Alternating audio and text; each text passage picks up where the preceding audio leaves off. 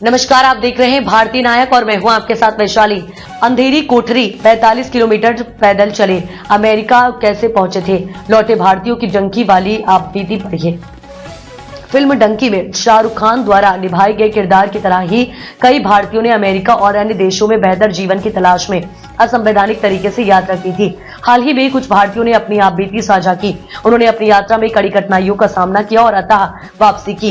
ये कहानी न केवल उनके संघर्षों को दर्शाती है बल्कि ये भी बताती है कि कैसे उन्होंने 45 किलोमीटर पैदल चलकर और अंधेरे में छिपते हुए अमेरिकी सीमा तक पहुंचने की जद्दोजहद की। कई भारतीयों ने अपनी आप बीती सुनाते हुए बताया कि उन्हें अवैध रूप से अमेरिका पहुंचने के लिए क्या क्या मुश्किलें झेलनी पड़ी हैं। देखिए हमारी एक खास रिपोर्ट। एक रिपोर्ट के अनुसार कुछ लोग अमेरिका के लिए रास्ता तय करने से पहले कई महीनों तक अलग अलग देशों में परेशानियों का सामना कर चुके थे। डंकी फिल्म में दिखाए गए किरदारों की तरह ही इन भारतीयों ने भी इस यात्रा को जीवन की सबसे बड़ी चुनौती के रूप में देखा। उनमें से एक व्यक्ति ने बताया कि 45 किलोमीटर पैदल चलने को मजबूर हुए थे, जबकि कई बार उनके पास न तो खाना था, न पानी और न ही रास्ता साफ। भटकते हुए वे अंधेरे में छिपने के लिए मजबूर हो जाते थे ताकि स्थानीय सुरक्षा बलों से बच सके। इस दौरान उन्हें भारी शारीरिक और मानसिक दबाव का सामना करना पड़ा। अमेरिका में रहकर मिली मुश्किलें। अमेरिका पहुंचने के बाद भी इन भारतीयों के लिए हालात सुधरे नहीं।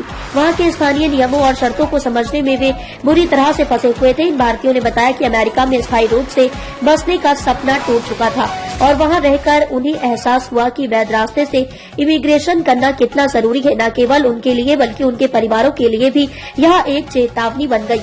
उन्होंने यह भी कहा कि वहां के सामाजिक, कानूनी और सांस्कृतिक अंतर ने उन्हें अलग अलग महसूस कराया और उनकी यात्रा की कीमत समझ में आई। वापसी का फैसला और परिवार का समर्थन। वापसी का फैसला आसान नहीं था। वे सभी कठिन परिस्थितियों और समर्पण के बाद अतः घर लौटने का फैसला करते हैं। एक अन्य लौटे हुए व्यक्ति ने बताया कि अपने परिवार से दूर रहने के दौरान उन्हें कई बार मानसिक तनाव का सामना करना पड़ा। अमेरिका में उनके पास न तो वैध दस्तावेज थे, न ही स्थिर नौकरी। उनकी वापसी की यात्रा एक जटिल और लंबी प्रक्रिया थी। बढ़ते अवैध प्रवासन के मामले। इन घटनाओं से यह भी स्पष्ट होता है कि अवैध प्रवासन एक बड़ा मुद्दा बन चुका है, खासकर उन लोगों के लिए जो बेहतर जीवन की तलाश में अन्य देशों का रुख करते हैं। इस यात्रा की कहानी केवल संघर्ष और कठिनाइयों की नहीं है बल्कि यह अवैध प्रवासन के खतरों और इसके परिणामों को भी उजागर करती है।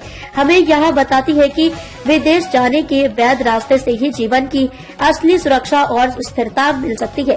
डंकी जैसी फिल्में और असल जीवन की इन घटनाओं को देखकर हमें यह समझना चाहिए कि जीवन के बेहतर अवसरों को पाने के लिए अवैध रास्तों से बचना चाहिए और कानूनी तरीके से ही किसी अन्य देश में नई शुरुआत करनी चाहिए। अब तक के लिए इतना ही। वीडियो को लाइक और शेयर करें और चैनल को सब्सक्राइब करें।